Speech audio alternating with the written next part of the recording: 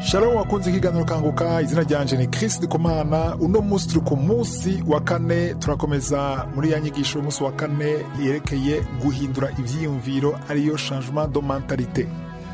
Uno musi rero dutanguye inyigisho nise umusamariya mwiza, le bon samaritain. Tumaze kuva kenshi abantu barakunda kuyivuga, hari n'ibitaro vyinshi vyitwa umusamariya mwiza canke le bon samaritain, ariko nashaka twige uno mugani canke parabole Yesu yavuze, twumve ubutunzi burimwo. Tuyibona muri Luka 10:30-37, Luc 10 verset 30 à 37. Musomye neza turabona inkuru idasanzwe, abantu benshi bayifata nk'isanzwe kuko tubona umusamariya w'umutima mwiza yabonye umuntu yakomeretse ari hafi yo gupfa. Musomye 30 batubwira umugabo yariko aragenda Yerusalemu.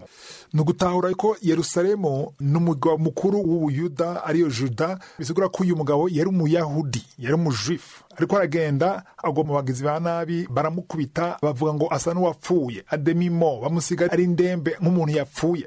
Hanyuma 31 ngo umuherezi cyangwa umutamvyi, bisigura ko nawe nyine yari umuyahudi, arahaca arenganye, amubona aryamye hasi, aramurengana, nta kimwe yamukoze ko arirenganira, kandi abona ko ashobora kuba yaravye yamerewe nabi, kumbure ariko araniha ararengana. 32 verset 32, umulewi, bisigura ko nawe nyene ari umuyahudi, ntawe basangiye amaraso, aramurengana.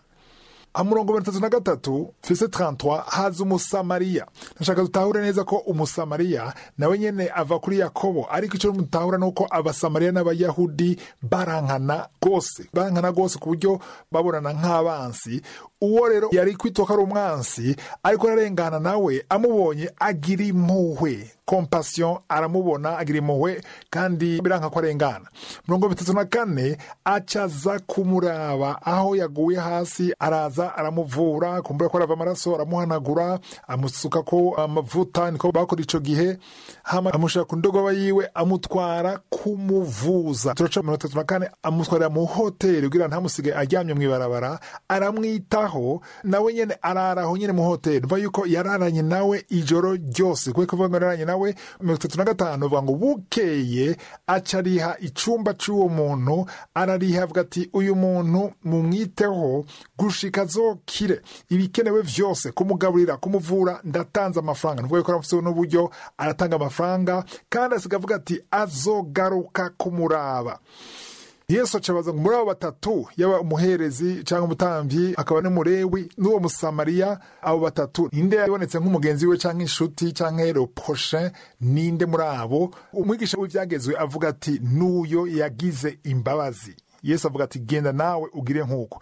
Rero ku munsi wa kane w'indwiza nzobereka igituma n'umugani uri mu inyigisho idasanzwe isaba guhindura ivyiyumviro bituraba twebwe uno musi, waba uri umunyafrika, waba uri umuzungu, waba uri umuhindi. Kwisi hari ikintu satani yazanye cyitwa amacakubiri, kuva yuko umuntu mudasangiye ubwoko, mudasangiye urukoba, mudasangiye umuryango, mudasangiye ururimi, wumva ko abaye umwansi wawe, ku buryo n'ugomona mu bibazo umurengana kubera ava mu bwoko bw'abantu udakunda. Ivyo rero no munsi bigeze ahantu no muri politike, ku buryo usanga ibihugu vyankana, ugasanga umuntu ari mu gihugu kidahuza politike n'igihugu cawe aciye abo umwansi, ku buryo naho umuntu mu kibazo utumva ko ari cyo wokora.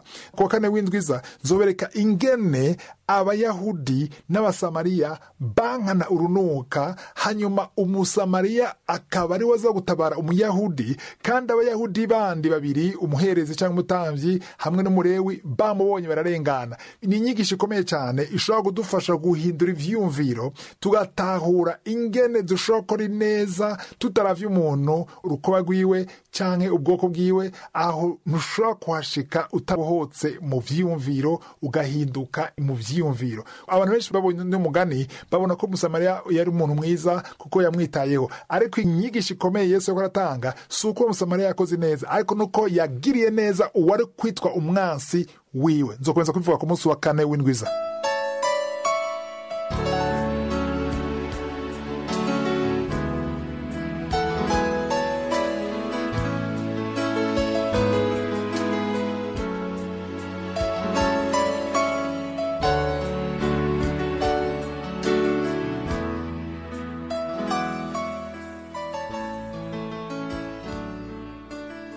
ubu tugeze mu mwanya w'inyigisho turakomeza kwiga igitabo cya Esiteri cyatanguye ku munsi wa mbere. Rero ejo nako nababwira yuko inyigisho dukwiye kuramo ngaha nuko uyu mugabo wa Vasti ariwe Vashiti, kuko murabona yuko gushika turavuga Esiteri ntaraza, umugabo yari afise umugore ari umwamikazi, yari umugore mwiza cyane, ashaka kumwereka abantu bose anezerewe, kuko umugore abaye mwiza bihesha icubahiro umugabo wiwe canke ishema umugabo wiwe. Nababwiye yuko ahari mu isezerano rya kera, uno munsi tugiye mu vyingo, umugore ahesha icubahiro umugabo ni umugore yubaha Imana, umugore atinya Imana, niwe ahesha icubahiro umugabo wiwe.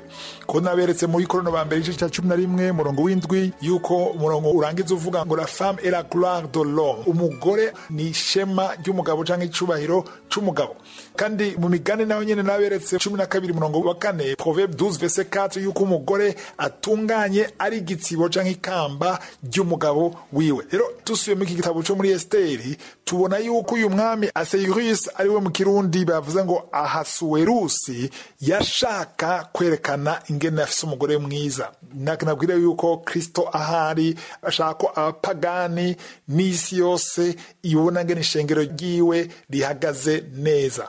Ashaka ko abantu babona ko dufise urukundo, abana b'Imana bakundana, abana b'Imana bafise imico myiza, ivyamwa vyo kugororoka nivyo ashaka ko abantu babona. Mwibuke ngene Yesu yavuze ati ndabasigiye ibwirizwa rishasha ngo mukundane hagati yanyu, avuga muri Yohana 13:34-35, Jean 13:34-35, ndabasigiye ibwirizwa rishasha mukundane hagati yanyu, niho bazomenya ko muri abanje. Muri amajambo y'ishengero rikundanye hagati yaryo, Kristo ahari mu ntebe yiwe vyagiye uburyo bwa data, yumva anezerewe, yumva umunezero, yumva ishema yo kubona ko ishengero ryiwe rikundana. Rero iyo abana b'Imana ko barajyana bankana bagira ishari biramubabaza cyane, kuko sivyo yiteze ku ishengero yapfiriye yakoye amaraso yiwe. Rero ku murongo wa 12 rero cyo mu gice mbere ku murongo wa 12 turabona yuko uwo mwamikazi ariwe Vashiti canke Vasti yaranse kuza kwerekana ubwiza bwiwe. Bana majambo yaragararije umugabo wiwe, nkuko no munsi ishengero canke itorero rigarariza Kristo ariwe yakoye ishengero. Rero iyo Kristo agutkiye ikintu kanka biramubabaza cyane. Hano rero yaciye ababara, umugabo wiwe yarashavuye, yumva arakomeretse, aramaramaye, yumva yuzuye ubumaramare canke ikimwaro kubona umugore wiwe yanka kwitaba akanka kumvira. Rero abari begereye umugabo wiwe umwami baramuhaye impanuro. Musomye ku murongo wa 16-17 baravuga ati bino bintu bishobora kwijana gutya, nitwabireka gutya abagore bose b'Uperesi bazoca bagarariza abagabo babo, kuko umwamikazi ariwe premier dame niwe karorero. Baravuga ati ntibishobora kuba gutya, ategerezwa guhanwa. Muyandi majambo ateza gutakaza kino kibanza c'umwamikazi, ahubwo reka tukuronderere uwundi mukobwa w'isugi mwiza kandi azoguhesha icubahiro. Ivyo rero umwami yabikunze aravyemera. Murongo wa 21 verset 21 turabona ko yaciye avyemera. Ariko nshobora yuko bino vyose vyabaye uno mwamikazi yanse kumvira umugabo wiwe kugira ashitse umugambi w'Imana. Mwibuke yuko Esiteri yari umuperesi kazi, yari umuheburayo. Rero vyasaba yuko ariwe aja kuba umwamikazi. Tuzobona igituma abaye umwamikazi, kuko Imana ifise intumbero, Imana ifise umugambi izoshitsa biciye muri Esiteri. Ariko nkuko tubisoma mu Roma 8:28, Rome 8 verset 28, hatubwira yuko vyose bikoraniriza ku neza y'abakunda Imana. Toutes choses concourent au bien de ceux qui aiment Dieu. Nuvuga yuko ibi vyose byeko biraba byariko biraba kugira bisunikire Esiteri mu mugambi w'Imana. Wewe ukuranyumviriza, hari ibintu bishobora kuba vyarugaritse mu buzima bwawe, kumbure wararize, warababaye, ariko bishobora kuba vyariko biragusunika mu mugambi w'Imana. Hari abagenzi bashobora kuba baraguhevye, ashobora kuba ari umufiance yaguhevye kandi wamukunda, ari ugasanga mu kuguheba kwiwe atumye uhura n'uwo Imana yaguteguriye, kandi ugasanga ugiye mu mugambi w'Imana. Intahe tumaze kuba ni nyinshi, abantu barize bababaye ibintu bitakunze, ariko ugasanga uko kudakunda kwavyo kwabajana mu mugambi w'Imana. Rero cyo ni ikintu gikomeye cyane tukwiye kwiga muri kino gitabo yuko ivyabaye vyose hari ubushobozi bw'Imana bwashaka gushitsa umugambi w'Imana. Ejo nzokomeza, ariko ndabasaye muzobe mwasoma igice ca kabiri cyose. Mugire umunsi mwiza.